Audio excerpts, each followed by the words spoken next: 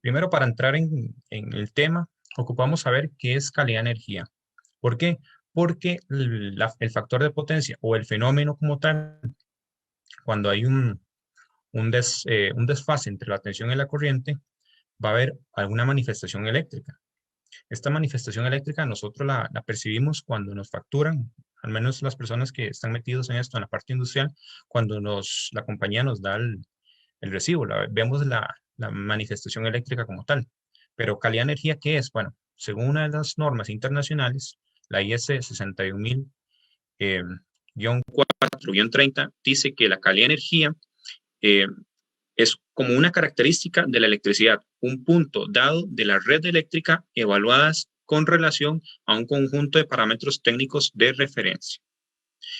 Y brincando el charco en lo que nos dice pues, los amigos de la IEEE, específicamente en la 1159, la calidad de energía refiere a una amplia variedad de fenómenos electromagnéticos que caracterizan la tensión y la corriente en un momento dado y en una ubicación determinada en el sistema de energía. Bueno, ya entramos en qué es calidad de energía. El tema como tal hoy no va a ser calidad de energía. Para eso, durante el día de hoy vamos a darles el anuncio del curso de calidad de energía como tal, pero el fenómeno de factor de potencia o por qué tenemos que corregirlo, lo englobamos en el tema de calidad de energía. ¿Por qué? Porque es un fenómeno electromagnético que caracteriza la tensión y la corriente. Pero entremos en conceptos. Tensión eléctrica. Yo sé que tal vez algunos sí conozcan, pero habrá compañeros que hay que eh, darles este concepto. No hay ningún problema. Tensión eléctrica es la fuerza con la que la fuente de energía ejerce en un circuito eléctrico para empujar los electrones a través de este, permitiéndolo trabajar. Es decir, supongamos esta batería. Esta batería ejerce una fuerza en este circuito haciendo que estos electrones puedan circular por todo el medio. Entonces, a esta fuerza le vamos a llamar tensión eléctrica. Hay algo muy, muy importante. Bueno, la tensión eléctrica se mide en voltios. Por ejemplo, 120 voltios, 240 voltios, 208 voltios, 480, etcétera. Hay algo muy importante que debemos tener en claro y es que en la calle usamos un concepto muy erróneo. ¿Cuál es? Bueno, decimos en la calle que los voltios es tensión eléctrica. Eso es incorrecto. ¿Por qué? Porque los voltios es la unidad de medida de esta fuerza. Es decir, 120 como tal es la magnitud, o sea, es la fuerza con la que yo hago, pero ¿en qué medimos esa fuerza? En volts. Entonces, ¿cómo tenemos que decir? Bueno, mi tensión eléctrica es 120 volts. No, mi voltaje es tanto. No, eso está incorrecto. Decir mi voltaje 120 es incorrecto. Se dice, mi tensión eléctrica son 120 voltios. Ahora bien, ¿qué es corriente eléctrica? Ya vimos la tensión, que era la fuerza. Ahora, la corriente eléctrica es este flujo de electrones, este que ven aquí en rojo o en azul, que recorre un material, bueno, en este caso es el conductor, pero puede ser un ducto barra, puede ser, no sé, una lámina de cobre, cualquier material que sea conductor. A este caudal de corriente se le denomina intensidad de corriente eléctrica y que se mide en amperes. Por ejemplo, 40 amperes. El mismo caso del voltaje, ¿verdad? Muchas veces decimos, ¿cuánto es tu amperaje? No, eso no es la forma correcta. La forma correcta es decir, la corriente de mi carga o la corriente que está consumiendo mi carga es 40 amperios. Esa sí es la forma correcta. Entonces, decir amperios no es lo mismo que decir corriente eléctrica. Amperios es la unidad de medida. Ahora, impedancia. Hemos escuchado resistencia eléctrica normalmente en la calle, ¿verdad? Pero también hemos escuchado la palabra impedancia. ¿Qué es una y qué es otra? Bueno, la impedancia como tal es la oposición al flujo de electrones en corriente alterna. La corriente directa, para decir qué es corriente alterna y qué es corriente directa, voy a dar un ejemplo muy, muy fácil. La corriente directa es aquella que nos da un cargador o que nos da una batería. La corriente alterna, por el contrario, es la que obtenemos gracias a un generador, gracias a, no sé, una planta hidroeléctrica, es algo, la corriente eléctrica es variante en el tiempo, a diferente de la que nos da una batería. Eso es para diferenciar qué es corriente alterna y qué es corriente directa. Pero la impedancia no es solamente en corriente alterna. Tiene componente resistiva, que es la que tal vez nosotros hemos visto como una plancha, como un bombillo incandescente, y una reactancia. ¿Se acuerdan que al principio empecé con reactancia? Bueno, ahora vamos a ver qué es reactancia. La reactancia como tal es la resistencia de los capacitores y los inductores. Entonces, impedancia es la suma vectorial entre la resistencia y la reactancia. Si pueden ver aquí, bueno, la resistencia o impedancia es la oposición al paso de electrones. Entonces aquí tenemos un conductor, aquí tenemos la fuerza, la tensión, aquí tenemos la corriente y pues en este caso esta mano está representando lo que es la resistencia, que es la oposición.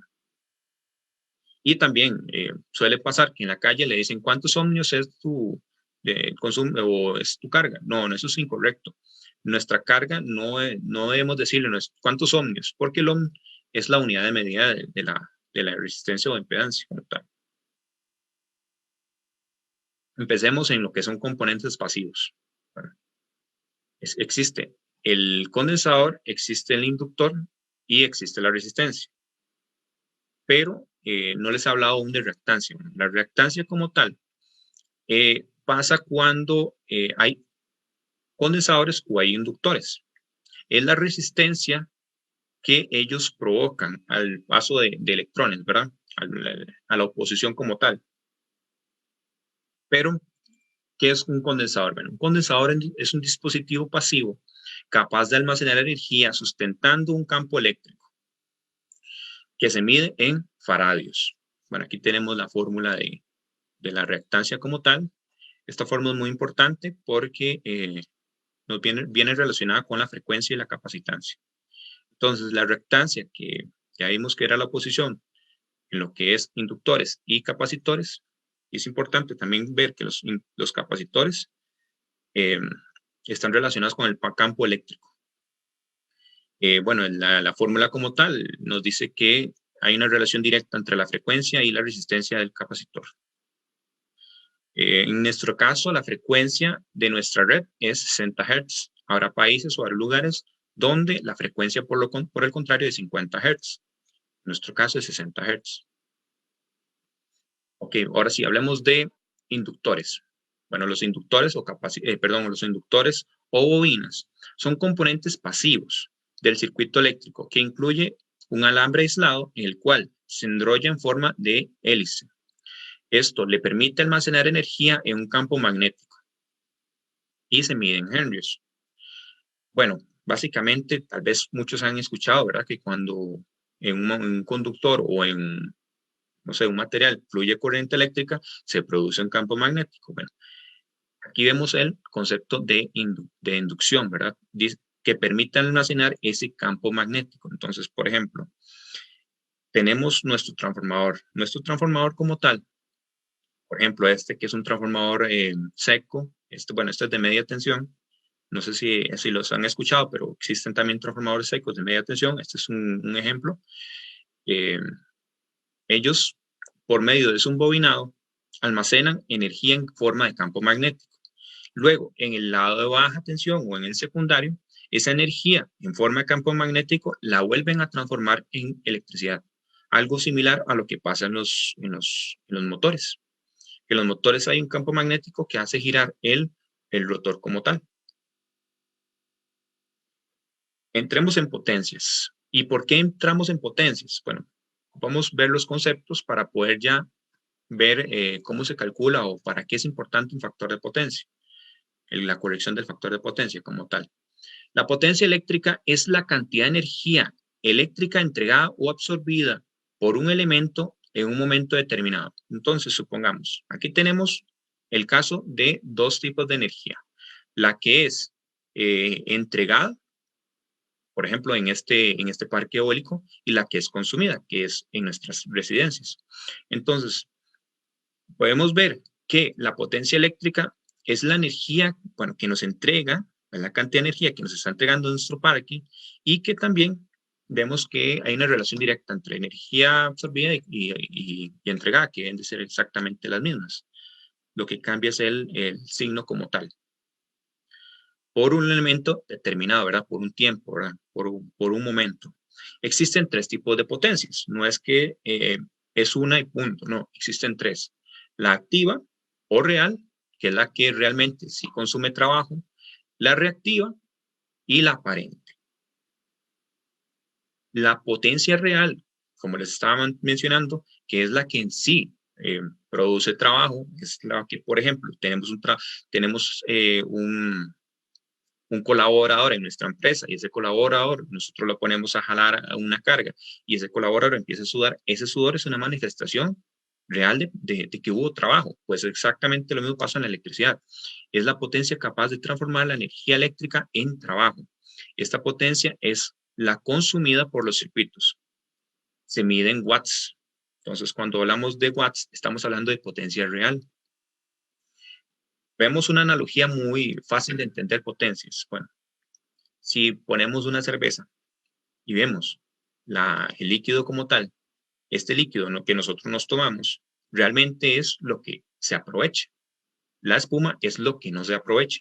Entonces, lo que se aprovecha es la potencia real o activa, que es la energía o potencia como tal útil. Lo demás es potencia no útil, es desperdiciada. A nivel de cálculo, bueno, aquí pongo las fórmulas, realmente no son complicadas, es corriente por tensión. Este valor como tal es el factor de potencia. Esto es para sistemas monofásicos. Para sistemas trifásicos la fórmula pues es similar, solamente le tenemos que agregar el raíz de 3. Bueno, y si quisiéramos saber esto, vamos a ver qué es esto. Esto es un ángulo, el ángulo de desfase entre la potencia activa y la reactiva, y se calcula de esta manera. La potencia reactiva, como les estaba diciendo, hay una potencia o una energía que no es útil, que es totalmente perdida, que es inútil como tal, perdón, que es la espuma. Bueno, pero la potencia reactiva no se consume ni se genera. En el sentido estricto, aparece cuando existen bobinas o capacitores o condensadores, y es necesaria para crear campos magnéticos. Acordémonos que el inductor venía relacionado con el campo magnético. Cuando una corriente fluye por un material, se genera un campo magnético. Inductancias, ¿verdad? Hablamos de inductores en esa instancia. Hablamos de campos magnéticos. También podemos hablar de campos eléctricos, condensadores. Acordémonos que los condensadores almacenaban campos magnéticos. Entonces, cuando hay condensadores y cuando hay inductores, bueno, vamos a tener potencias reactivas, ya sea capacitiva o inductiva. La fórmula a calcular realmente es sencilla, es similar. Lo único que cambia es la función trigonométrica. Esta vez vamos a hablar del seno. Si estuviéramos en un sistema trifásico, pues le agregamos el raíz de 3. Se mide en volt ampere reactivo, en bares. Aquí sí necesito hacer entrar en trigonometría. En trigonometría, porque así vamos a representar las potencias. Entonces decimos que la potencia útil es la que vemos en el eje de las X, y la potencia no útil es la que vemos en el eje de las Y. Y el ángulo de desfase bueno, ahorita vamos a ver qué es esta potencia, la aparente. Entre la potencia aparente y la potencia activa es el factor de potencia, como tal. La potencia aparente realmente es la suma de las dos. No hay mucho que decir. Aparece cuando hay potencia como tal. Aunque no exista la potencia reactiva, sí va a existir una potencia aparente con un factor de potencia igual a 1. Pero la potencia aparente entonces es la suma de los dos, como vemos acá, que la potencia activa más la potencia reactiva. Evidentemente, bueno, aquí no he dicho la raíz y los cubos, pero esta es la fórmula como tal. O bien, podemos usar estas otras fórmulas. ¿Por qué les estoy mostrando fórmulas? Porque las vamos a ocupar para el cálculo de factor de potencia. Ahora sí, factor de potencia. El tema del día de hoy. Bueno, el factor de potencia como tal aparece cuando hay un desfase de la tensión versus la corriente. Por ejemplo, una bobina se carga de corriente, pero debido a esto y debido a otros factores electromagnéticos, ella va a desfasar una onda versus la otra. Entonces, por ejemplo, si vemos acá, la onda de tensión y la onda de corriente no van iguales. Por ejemplo, en un sistema resistivo. Hablemos de sistemas resistivos, una plancha de ropa, un bombillo incandescente, no sé, una plancha que se usa para planchar el pelo, son meramente resistivos. Cuando hay un sistema meramente resistivos, el factor de potencia es igual a 1. Si ven, la onda de tensión y la onda de corriente se comportan o comienzan en el mismo punto. Cuando hay una bobina o hay un condensador, estas ondas se desfasan. Una se adelanta o la otra se atrasa, dependiendo si es bobina o es condensador. Entonces, cuando existe esto, ya tenemos un desfase como tal. Y el factor de potencia deja ser ideal. Trigonométricamente podemos verlo de esta manera. Cuando existen sistemas meramente inductivos, el factor de potencia tiende pues a ser diferente a 1, donde el ángulo, o sea, este ángulo matemático o esta función matemática, tiende a ser menor a 1%. Hablemos del punto 9, punto 7, punto 8, cualquier punto menor a 1, entre 0 y 1. Y si hay sistemas capacitivos, eso es como la balanza. Uno va a contrarrestar al otro. Por eso es que ocupamos el sistema reactivo, para contrarrestar el sistema inductivo. SUCOM, nosotros tenemos, para los que tal vez no conocen, nosotros también tenemos legislación por ARECEP en la parte eléctrica. Está SUINAC, está SUCOM, está SUCAL, SUMEL, POASEM, bueno, hay varias. SUCOM como tal nos dice en el artículo 41 que, bueno, tal vez aquí ya muchos hemos escuchado el famoso facturación o ¿cómo se llama? El cargo que nos dan, pues, el castigo por bajo factor de potencia, es la forma correcta de decirlo. Pero ¿de dónde podemos tomar ese castigo? Bueno, los libros nos pueden decir 0.9, pero no nos están diciendo en nuestro país cuánto es. Bueno, SUCOM sí nos dice. SUCOM nos dice, para la determinación del factor de potencia se regirá por lo que se establece la norma técnica, bueno, esta, que es la supervisión del uso, funcionamiento y control de medidores de la energía eléctrica, vigente la presente norma y en las demás disposiciones que ARECEP emita al respecto. Bueno, en resumen, lo que dice la parte que sigue del texto es que, por ejemplo, si nuestra demanda máxima está o es menor a 10.000 kilowatts y nuestro factor de potencia es 0.9 o es menor de 0.9, entonces vamos a tener un castigo. Ellos lo tabulan con una fórmula. No vamos a entrar en detalles con esa fórmula. Si vamos a decir que si la demanda máxima es menor a 10.000 kilowatts y el factor de potencia es menor a 0.9, si nosotros estamos en este rango de demanda máxima, vamos a sufrir un castigo por bajo factor de potencia. Si nuestra empresa como tal está entre 1.000 y 5.000 en la demanda máxima y nuestro factor de potencia es menor a 0.95, vamos a sufrir un castigo. Si por el contrario, nuestra empresa consume menos de 5.000 y nuestro factor de potencia es 0.98, vamos a sufrir un castigo. ¿Pero qué es demanda máxima? Bueno, demanda máxima realmente es como el punto máximo o el consumo máximo que tuvimos. No es el consumo total, es un punto máximo. O sea, si tuviéramos, si viéramos el gráfico de consumo de nuestro mes, nosotros tal vez andemos aquí, pero en un punto vamos a hacer esto y vamos a bajar. Ese punto máximo, ese pico, que va a determinar de cuánto fue el tiempo que lo usamos, ese mayor consumo va a ser la demanda máxima de nuestra empresa. Vamos antes de entrar en lo que es el cálculo, ocupamos saber dos conceptos. Para lo que es la corrección de factor de potencia, nosotros usamos capacitores. Podemos usar motores, pero realmente es más caro. y realmente es más atípico. Pero lo que usualmente se usa o lo que usualmente no vemos en una instalación son condensadores. Hay dos tipos de corrección de factor de potencia con condensadores. Está la fija, que es una corrección puntual, y está la que es automática. Entremos en la fija. Bueno, en la fija es cuando queremos corregir directamente, no sé, una carga en especial. Dígase un motor, dígase un equipo muy inductivo, cualquiera, un equipo que sea muy inductivo, que nos consume mucho, pero es un equipo como tal, es algo muy puntual. No es toda la, no es toda la instalación, es algo, es algo muy puntual. Entonces tenemos nuestro banco capacitores. No sé si se acuerdan en la filmina que les mostré, donde el capacitor contrarrestaba la inductancia, perdón, la reactancia inductiva. Entonces, la idea es que la reactancia capacitiva sea, haga que la inductancia baje más bien. Es como una balanza. Entonces, yo le sumo reactancia capacitiva para que la reactancia inductiva no me consuma mucha potencia reactiva.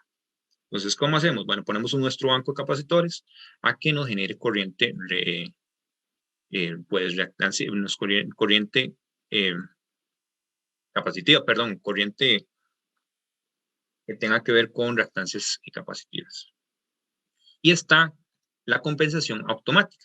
Por ejemplo, si yo tuviera, bueno, no sé si tal vez los que han tenido la experiencia de trabajar en industrias sí saben que las industrias no trabajan, muchas no trabajan lineales, muchas trabajan de, no sé, de 6 de la mañana a 12 de la mañana en una temporada, no sé, media. De mediodía a tal vez a 6 de la tarde trabajan en ya producción alta y luego en la noche completamente cero. Entonces, si pusiéramos un banco condensadores fijo, pues esto tal vez no sea muy práctico. ¿Por qué? Porque siempre nos va a estar generando esa corriente y nos va a estar dando esa corriente cuando realmente no la ocupamos. A veces vamos a tener más bien menos inductancia y más capacitancia si tuviéramos algo así. Entonces, ¿qué es lo que hacemos? Bueno, montamos un sistema automático donde nos va a estar siempre vigilando o censando nuestro factor de potencia y nos va a decir, bueno, ocupo que entre tantos capacitores, ocupo que entren más capacitores, ocupo que sigan entrando más capacitores, o por el contrario, ocupo que no esté ninguno. Eso lo hace solamente un banco automático. ¿Cómo? Bueno, él tiene tres elementos como tal, o los grandes tres elementos. Tiene un regulador automático, perdón, un regulador de energía reactiva, tiene contactores y tiene los bancos de capacitores. Bueno, él ocupa censarse de alguna manera. Entonces el regulador debe tener pues el transformador de corriente. Entonces el regulador realmente lo que hace es medir el factor de potencia de la instalación y dar las órdenes a los contactores para que ellos o sea, cierren el circuito o lo abra como tal. Los contactores es el sistema pues de manejo, de control, y el condensador, que son los elementos que nos van a aportar la energía reactiva a la instalación para compensar ese factor de potencia. Bueno, tenemos algunos métodos, ya vimos los tipos, que eran dos, fijo o automático. Ahora tenemos tres tipos de métodos de compensación. Está el individual, está el parcial y está el global. Por ejemplo, nosotros ocupamos saber este tipo de compensación porque esto va muy relacionado no solamente con el factor de potencia, sino con un costo-beneficio, ¿verdad? Para este tipo de trabajos se hacen estudios también financieros, no solo eléctricos. Va muy relacionado con el departamento de financiero como tal. Entonces, por ejemplo, podemos hacer un juego de métodos de compensación fijos en cada carga, o bien también dependiendo si nuestra necesidad, y también esto va muy relacionado no solo de esos dos, sino también de un estudio eléctrico. Aquí hay que llegar a analizar la instalación con un analizador de energía, ver cómo estuvo el consumo, cuánta es la carga reactiva, cuánto es el factor de potencia, cuánto es la potencia aparente, cuántos son los armónicos. Un tema muy importante. Hoy no lo vamos a tocar, pero es un tema muy importante para la corrección del factor de potencia. Entonces, por ejemplo, si nuestras cargas, no sé, estas tres cargas son de demanda máxima, no sé, a mediodía, pero estas son de demanda máxima en la mañana. poner un banco global no nos va a funcionar. Entonces, ¿qué es lo que hacemos? Bueno, podemos poner uno acá, puntual, para solamente estas 3 cargas y este tablero como tal, y ponemos otro banco para este otro tablero. Luego está la compensación global. Con la compensación global, ya aquí sí podemos entrar completamente en un automático, donde veamos todas las cargas. Entonces, cada uno tiene sus necesidades y aplicaciones. Va a depender también del costo-beneficio, va a depender de nuestro presupuesto, va a depender del factor de potencia, cómo está en la parte eléctrica y de los estudios, ¿verdad? Obviamente, en la parte eléctrica tenemos que meter estos estudios eléctricos. Vamos a hacer un ejemplo de corrección de factor de potencia para que veamos, no sé, en el caso hipotético. Esto es un ejemplo hipotético, no es un ejemplo sacado. Realmente esto puede ser que le esté sucediendo a usted o esté, por el contrario, en un margen totalmente inferior o no sé, que tal vez el día de mañana va a ocupar diseñar un banco de factor de potencia o un banco de capacitores. Este ejemplo y el que sigue les va a funcionar bastante. Entonces, supongamos que tenemos una empresa la cual ha sido multada por bajo factor de potencia. Al revisar la factura, en el estudio eléctrico y en la factura, vemos que los valores son estos. Entonces decimos, bueno, la demanda máxima de nuestra empresa estuvo menor de 1000 kilowatts. Entonces ya entramos en la primera categoría de la tabla que les mostré, 1000 kilowatts, menor de 1000 kilowatts. Entonces, ¿qué nos decía SUCOM? 1000 kilowatts, 0.9 como mínimo. Entonces, si estamos en estos dos, menos de 1000 kilowatts y 0.9, de ahí para arriba estamos bien. Pero si no, estamos mal, nos van a multar. El factor de potencia de ellos está en 0.75, la potencia de real, acordémonos que era la útil, la de la bebida que se tomaba, lo demás era la espuma, lo demás no se toma, es solamente desperdicio. La potencia de ellos estuvo en 500 kilowatts y la tensión de alimentación son 430 voltios. Puede ser 408, 430, 440, dependiendo de la tensión de alimentación de su fábrica o su empresa como tal. Entonces, si vamos a SUCOM, ya sabemos que nos van a multar completamente porque estamos irrespetando el punto 9. Tenemos un punto 75. ¿Cómo realizamos los cálculos? Bueno, hay varias formas de realizar cálculos. La que voy a mostrar hoy tal vez es un poco más larga, pero la voy a ocupar para explicar. Al final vamos a ver la corriente del banco de capacitores y la corriente en la parte media del ejercicio vamos a ver la corriente del antes y la corriente del después. Luego voy a explicar por qué es necesaria esas corrientes. Entonces, ¿qué hacemos? Bueno, primero necesitamos saber cuál es la potencia aparente de nuestra instalación. Esto es meramente cálculo con un analizador de calidad de energía. Nosotros podemos ver en el registro cuánto fue la potencia aparente y la reactiva. Para cálculo esto bien nos puede funcionar. Con el equipo él mismo nos dice cuánto fue esta potencia y no tenemos que calcularlo. Entonces, la calculamos muy sencillo. Decimos que la potencia real, los 500 kilowatts, entre el factor de potencia, nos da la potencia aparente. Necesitamos saber la que estamos consumiendo actual, perdón, la que estamos realmente en nuestra instalación teniendo y, por el contrario, la que necesitamos llegar. Entonces, ¿cómo sabemos la que necesitamos llegar? Bueno, la que tenemos actualmente es con el punto 75. La que ocupamos llegar, punto 9. ¿Por qué? Porque SUCOM nos dice punto 9. Como mínimo, punto 9. Entonces, 500 entre punto 9 nos da 555.56 kVA, voltiamperios, kilovoltiamperios. En el paso número 2, realmente lo que hacemos es calcular la corriente actual versus la que tendríamos o la que deberíamos de tener si tenemos un factor de potencia mayor a 0.9. Entonces, tomamos la potencia aparente, los 666, lo dividimos entre la tensión, esto es un sistema trifásico, y obtenemos la corriente, en lo que es la corriente actual. Si quisiéramos, o si vamos a corregir nuestro factor de potencia, hacemos el mismo ejercicio. potencia entre tensión. Y vemos que las corrientes son diferentes. La corriente actual son 800 amperios o más de 800. Y la corriente que deberíamos de tener no son ni 700 amperios. ¿En qué nos sirve esto? Bueno, realmente esto nos sirve por varias cosas. Mejor dimensionamiento de los conductores, es decir, si yo corrijo mi factor de potencia, no ocupo tal vez usar un cable 1000 sino tal vez puedo usar un 800. Y esto nos beneficia en economía, porque menor calibre de cable, y al ser menor calibre de cable, sale más barato. Tuberías, instalación, y no solamente en el cable, dimensionamiento de transformadores, dimensionamiento de equipos. Esto nos sirve mucho para estos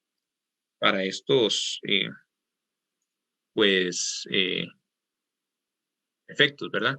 El saber la corriente, tanto actual como la siguiente. Entonces, tal vez cuando ya la instalación exista, el saber la corriente nueva o la corriente esperada no va a ser tan necesario, porque ya la instalación existe, pero un diseño nuevo, estos cálculos o prever esto, sí va a ser funcional. ¿Por qué? Porque aquí podemos evitar que el cliente pague por instalaciones más caras.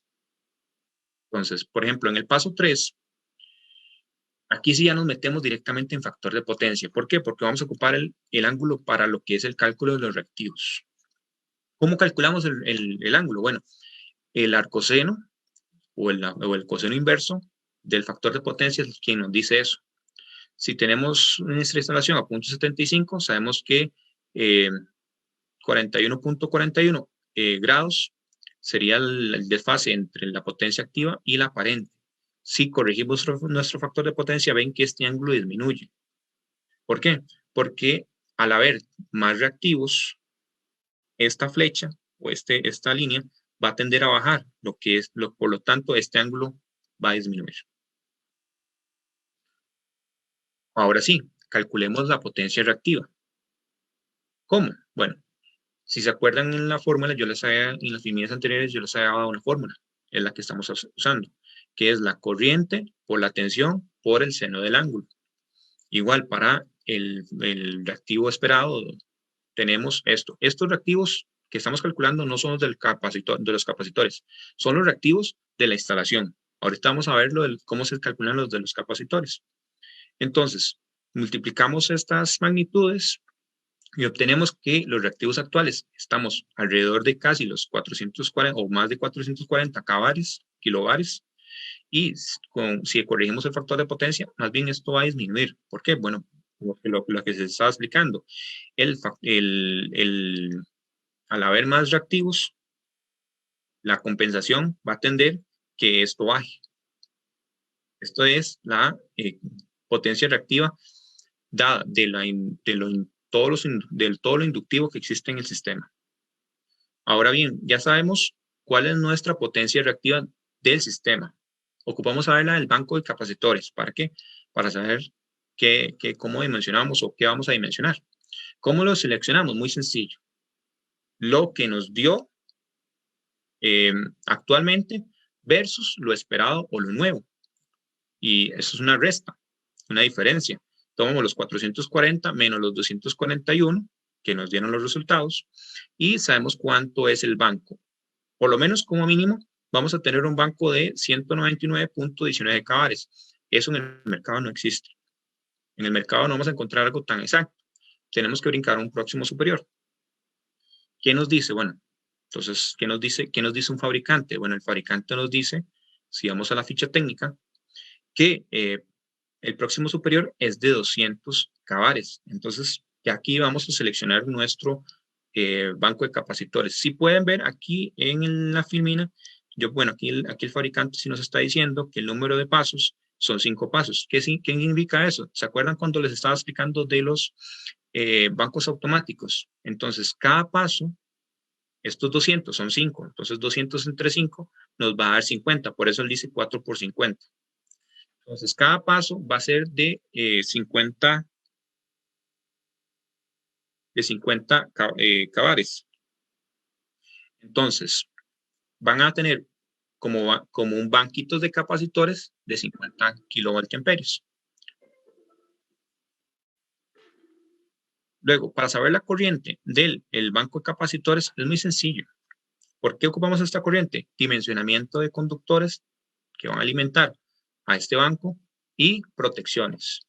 Si nos vamos al artículo que habla de condensadores, bueno, sabemos que, bueno, esto es un artículo, no es grande, pero sí hay que leerlo del código eléctrico. Él nos dice que por lo menos el 135%. Entonces, por eso ocupamos saber esta corriente, para saber qué cable va a alimentar esto y qué protección va a alimentar. ¿Cómo calculamos esa corriente? Muy fácil. La potencia que nos dio, bueno, en este caso vamos a tomar esta, pero debemos de tomar los 200 cávares, si ya sabemos cuál va a ser el capacitor, entre la tensión. Y obtenemos que la corriente va a ser 239 amperios. Entonces, si nos vamos a la tabla, deberíamos de escoger el cable correspondiente a 239, el próximo superior, que será la 310-16, perdón, la 310-15B6. Ya sabemos que son los 200 cávares. En este caso, tomamos este banco de capacitores, que es trifásico, que las pérdidas va a ser menores al 6 watts cavar, que la tensión de alimentación va a ser 480, 60 Hz, que la tolerancia de capacitancia de los capacitores va a estar en más o menos 5%, bueno, menos 5 y más 10%, o sea, menos del 5%, menos de los 50, que eso es, que eso sería 47.5 cavares. Entonces, él tiene una tolerancia entre más o menos la capacitancia, bueno, la potencia reactiva que nos va a entregar. El tipo de NEMA, ¿verdad? Que es para interiores, NEMA 1, y pues un poco más de especificaciones que nos da este sistema o este equipo, ¿verdad? Un poco de lo que es la UL. Es importante, como nosotros como ingenieros y como técnicos, acordémonos que en el decreto nos exige o nos dice que nosotros somos garantes de una buena instalación. ¿Y cómo? ¿Cómo hacemos esto? Bueno, parte de las buenas prácticas y de lo que se debe seguir es que nuestros equipos tengan un certificado. No vamos a instalar un equipo que no tenga ningún certificado. Existen muchos en el mercado, no es un tema del día de hoy, pero sí es bueno dejarlo claro.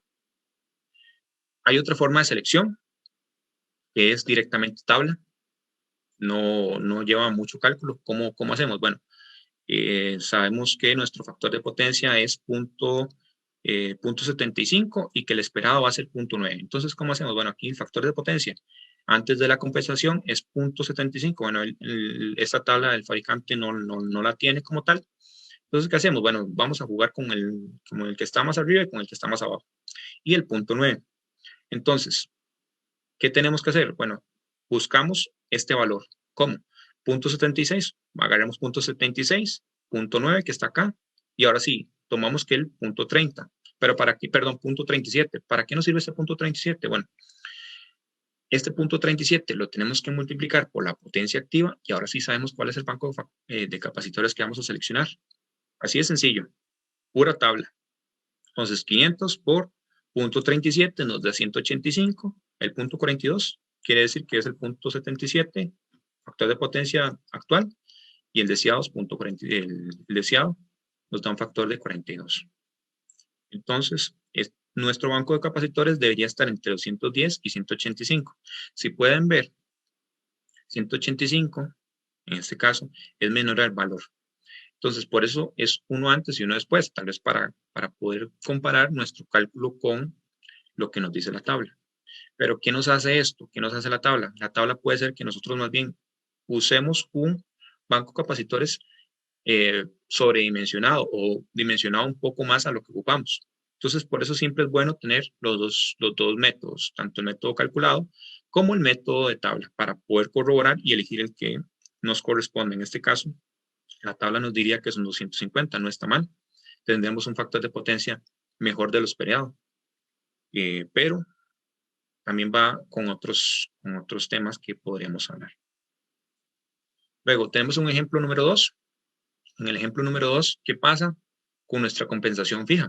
Hablamos de compensación automática para toda la industria. Pero ¿qué pasa si solo una carga es la que me está generando ese bajo factor de potencia? Supongamos que tenemos estas cargas, un taladro de banco, un horno de tratamiento, una fresadora, una rectificadora y la iluminación. Y que la tensión de operación de cada uno es esta, la alimentación en unas cargas va a ser trifásica, en otras va a ser monofásica, que la corriente de consumo de cada equipo va a ser bueno, en el caso del taladro va a ser 4 amperios, de cada uno va a ser 50, la fresadora 8 y así sucesivamente. Supongamos que esta es la cantidad de equipos que tenemos o la cantidad de dispositivos y que el factor de potencia de cada equipo o cada dispositivo va a ser el que está aquí. En este caso el taladro va a ser 0.75, la horno va a ser 1 porque es meramente resistivo, la fresadora va a ser 0.7, la rectificadora va a ser 0.6 y la iluminación, hablemos de que es ideal, vamos a hablar que es 1. Puede ser que tengamos iluminación incandescente o no incandescente. Por el momento vamos a trabajar en 1. Pero bien, podemos tomar y veremos de hacerlo para nuestro cálculo, saber cuál es el factor de potencia de nuestra iluminación. Porque no todas las luminarias se comportan así. Hay luminarias con balastro, hay luminarias LED, hay luminarias de sodio, hay luminarias de diferentes tecnologías. Cada una de las tecnologías trabaja bajo su manera. Las que tienen balastro o sistema con conductores, pues van a tener un factor de potencia diferente a 1. En este ejemplo 2, realmente tampoco son muchos pasos. Vamos a resumir un poco. Lo que ocupamos como primer paso es calcular las potencias reales y reactivas con las fórmulas que vimos anteriormente. Bueno, ya aquí yo hice el cálculo para cada una, ¿verdad? Que era en el caso de la potencia real, era potencia por la corriente, por la tensión, por el factor de potencia, para saber la potencia real. En el caso de las monofásicas, muy sencillo, no lleva el raíz de 3. En el caso de las trifásicas, multiplicamos eso por raíz de 3. Las reactivas, corriente, tensión y seno del ángulo. Trifásicas, le agregamos el raíz de 3. Y con eso ya obtenemos las potencias reales y reactivas. Y el ángulo, bueno, anteriormente ya lo habíamos calculado, era el coseno inverso del factor de potencia. Una vez teniendo todos estos valores, vamos a hacer una sumatoria. ¿Pero sumatoria de qué? De las potencias reales y reactivas. Las activas no. Las activas están al puro final, porque es una componente vectorial. No podemos sumar, no es tan fácil en este caso sumar la potencia aparente de todas. Tenemos que hacerlo. Matemáticamente habría una forma, pero prácticamente en la práctica sería hacerlo de esta manera. Es agarrar todas las potencias reactivas reales, sumarlas, las potencias reactivas, las sumamos y pues obtenemos ya el total de cada una. Y con estos totales, ahora sí podemos saber la potencia aparente y el factor de potencia que está en nuestra instalación, 0.87. Vamos a suponer que la demanda es mayor que menor de 1000 kilowatts y que el factor de potencia mínimo es 100.9, como dice SUCOM. Entonces, si respetamos eso que dice SUCOM, nuestro factor de potencia es inferior, 0.87. Entonces, nos toca corregir. Si ven, las cargas completamente resistivas, como el horno y la iluminación, que vamos a decir que era resistiva, la potencia reactiva es 0. ¿Por qué? Porque no nos aporta lo que es la parte inductiva. Es solamente una componente resistiva. Por eso no nos aporta potencia reactiva. Bueno, ya tenemos cuál es el factor de potencia, sabemos que hay que corregirlo. Ahora, ¿cómo lo corregimos? Bueno, muy sencillo. Vamos a seleccionar las cargas que nos aportan más energía o potencia reactiva. ¿Cuáles son? Fresadora y rectificadora, que respectivamente es 0.49 y 12.67. Para nuestro caso, vamos a elegir solo una. Supongamos que estas dos cargas vienen de un tablero y las demás vienen de otro, entonces podremos hacer una compensación parcial, también podemos hacer esto, pero vamos a hacer una compensación puntual, individual. Vamos a decir que la rectificadora, como es la mayor, vamos a agarrar la rectificadora. Entonces, ¿qué hacemos con la rectificadora? Bueno, le aplicamos lo que hicimos en el ejemplo 1, tomamos el valor deseado, los valores actuales, que son estos, y los valores deseados. ¿Cómo los calculamos? Muy sencillo. Para la potencia aparente, bueno, entonces hay que mencionar que la rectificadora era un sistema monofásico. Entonces las fórmulas cambian un poco, no tiene la raíz de 3. Para la potencia aparente, tomamos la potencia real, esa no va a cambiar, esa se mantiene. La única forma de que esta cambie es que entren o salgan más cargas. Pero a nivel global, las potencias reactivas no va a cambiar, al menos que la máquina se dañe como tal. Entonces, vamos a decir que la potencia activa entre el factor de potencia deseado, que sería 0.9. Digamos que vamos a corregir a 0.9. Nos da, bueno, sabemos que el factor de potencia es 0.9, entonces eso nos da 10 kilowatts, un poco más de 10 kilos, casi 11. Para saber la corriente, el mismo paso, tomamos la potencia aparente y la dimos entre la tensión y ya sabemos cuánto es la corriente que desearíamos que si le corrimos el factor de potencia, deberíamos de tener esa corriente para esa carga. Ahora el ángulo, bueno, ya es el arcoseno del factor de potencia. La potencia reactiva es muy sencillo, corriente, tensión y el seno del ángulo. Ahora, para saber qué banco seleccionar, ya tenemos la potencia reactiva total de esa carga. Ahora necesitamos meterle los capacitores. Entonces, lo restamos lo que nos dio anteriormente, que era esto, que era 12.67, le restamos lo que es la nueva, que sería el punto 17, en este caso, y nos da que el banco mínimo debería ser de 13 kVares. Y que la corriente de ese banco es 52. Ya sabemos para qué nos sirve la corriente y ya sabemos para qué nos sirve la potencia reactiva, ¿verdad? Estos dos valores son los que ocupamos. Saber cuánto es la potencia reactiva del banco y la corriente del banco para seleccionar protecciones, seleccionar cableados y toda nuestra instalación. Entonces, al corregir nuestro factor de potencia, al decir que nuestra rectificadora va a ser de 0.9, ¿qué pasa con nuestro factor de potencia global? Se mejoró a 0.93, solo con mejorar una carga. Claro está, estos son ejercicios en la vida real. Es bueno necesitamos un profesional, un ingeniero o un técnico calificado, el cual sepa operar equipos de medición de calidad de energía, llegue, conecte su equipo de calidad de energía por un tiempo determinado y ahora sí, con esos estudios dimensionemos, pero tiene que ser un profesional el que haga esto y el que diga que puede ser una carga, puede ser un tablero, dos tableros o puede ser toda la instalación. Eso tiene que hacerlo un profesional. Bueno, el factor de potencia en este caso es 0.93, mayor de lo que dice SUCOM, por lo que ya logramos la corrección. ¿Qué nos sirve mejorar el factor de potencia? Bueno, disminuimos la potencia aparente.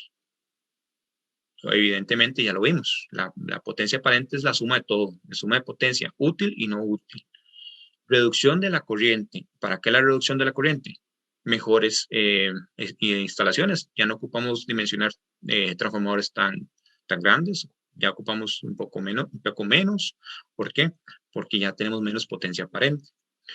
Reducción en lo que es cableado, lo que nos da mayores pues ganancias. El cable en ciertas dimensiones ya y en ciertas longitudes ya empieza a ser un factor determinante.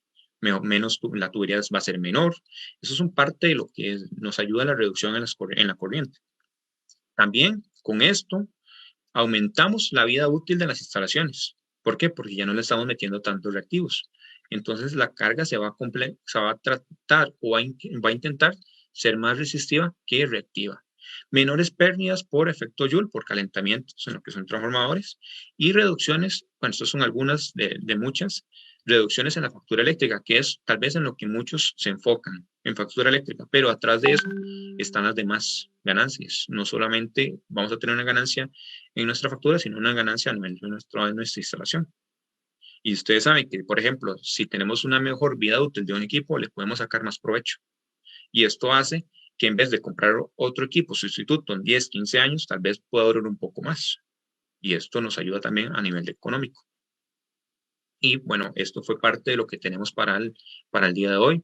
En el curso de calidad de energía, como les mencioné al principio, vamos a tratar este tema, lo vamos a exponer un poco más. Aquí hay factores como que son armónicos, que no hablamos, pero que es necesario saberlos para poder dimensionar un banco de corrección de factor de potencia. Como les digo, hoy no lo tocamos, porque eso es otra hora más para poderlo entender un poco más. Y muchas gracias. Espero que haya sido de utilidad. Y no sé, Daniel, si hay alguna consulta.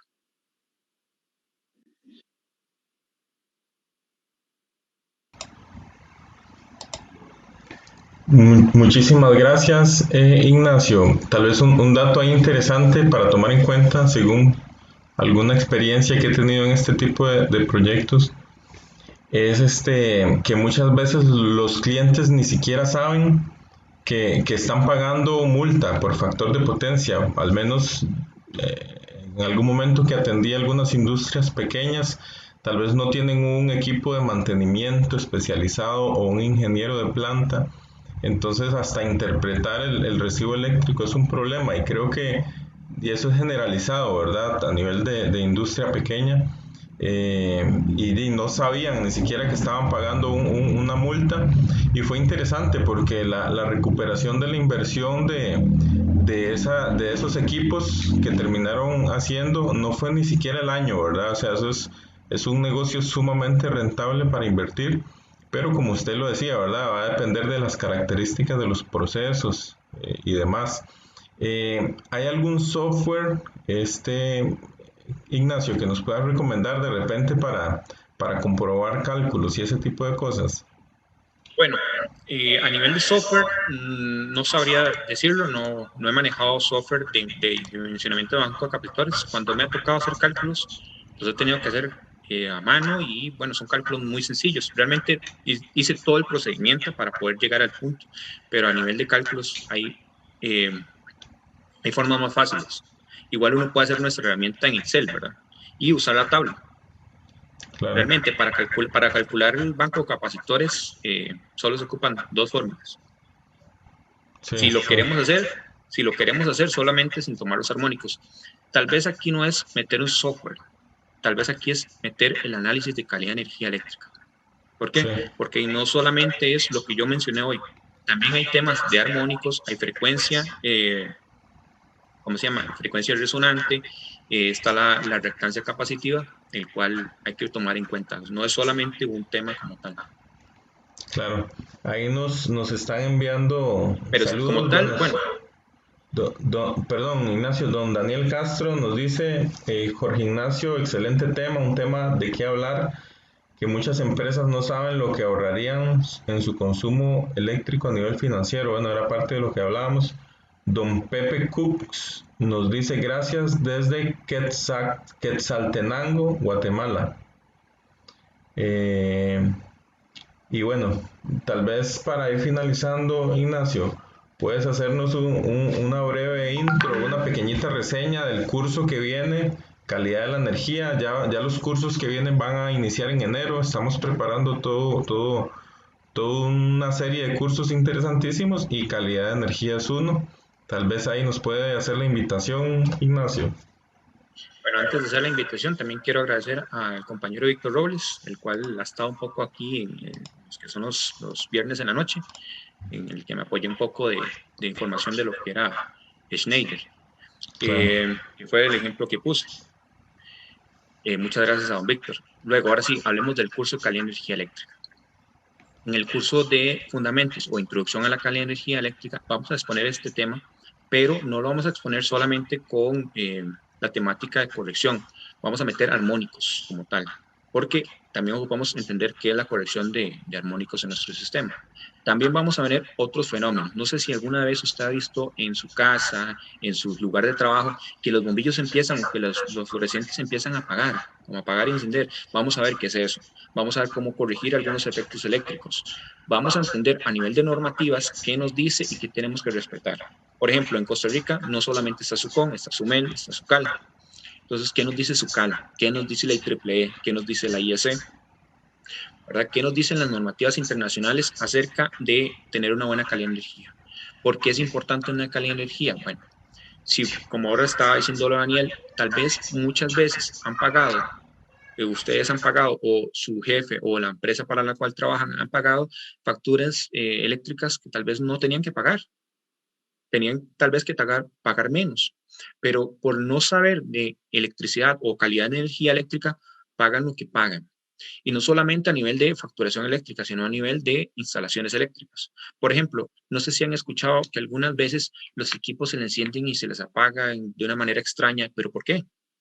Entonces, ocupamos saber el porqué de la calidad de energía eléctrica, ocupamos saber entender esos fenómenos para saber cómo atacarlos y cómo tener nuestras instalaciones seguras, nuestras instalaciones más eficientes. Esto es parte de lo que vamos a ver en el tema de calidad de energía, ¿verdad? Armónicos, vamos a ver flickers, vamos a ver sacks, vamos a ver swells, o sea, lo que es caída de tensión, bajonazos de tensión. Vamos a ver la parte de la frecuencia, muy importante, saber la frecuencia, manejar ese tema. Transitorios de larga, de corta duración. Esto es a nivel técnico, ¿verdad? Y a nivel de campo, ¿para qué nos va a servir? Para tener nuestras instalaciones seguras y más eficientes. Así es, tal vez para finalizar, Ignacio, una última consulta que nos hace Mauricio Córdoba. Dice, disculpe, ¿esa multa también se aplica en residenciales? No, que aquí estamos hablando de cierta facturación. En Costa Rica, aquí en nuestro país, nuestro factor de potencia es dimensionado al 1%, perdón, al 100%, al 1%. Entonces, para residenciales esto no aplica. Esto ya es industrial comercial.